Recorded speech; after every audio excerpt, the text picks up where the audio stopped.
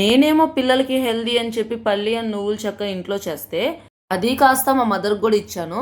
So మా mother దగ్గర నుంచి వాళ్ళ కొలీగ్స్ అనేది టేస్ట్ చేశారంట. టేస్ట్ చేసి చాలా బాగుంది, చాలా బాగా చేశారు, మాకు కూడా చేయండి అని చెప్పి ఆర్డర్ ఇచ్చారు. అట్టు మా కోసం ఖచ్చితంగా మీరు చేయాల్సిందే అని చెప్పి అమౌంట్ కూడా ముందే ఇచ్చేసారంట మా మదర్కి.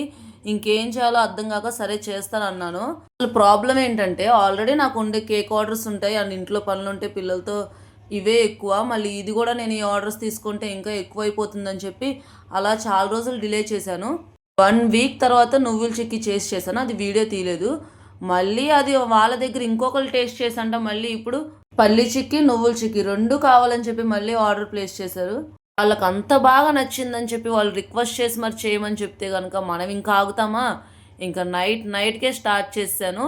నైట్ 9కి ఇలా ఓవెన్లో మొత్తం హీట్ చేసుకొని చక్కగా ఆ పుట్టంతా తీస్తున్నా నేను. ఈ టైంలో ఎవరైనా ఈ పల్లి చిక్కీ చేస్తారా? నేను చేయటమే కాకుండా మా పాపకి నెక్స్ట్ డే సెమీ క్రిస్మస్ ఉందని హెడ్ బాత్ చేసుకొని కూర్చుంది, తనతో కూడా చేయించాను. నేను కంటిన్యూషన్ వీడియో నెక్స్ట్ పార్ట్లో అప్లోడ్ చేస్తాను. వీడియో నచ్చితే లైక్ చేయండి. Thank you for watching.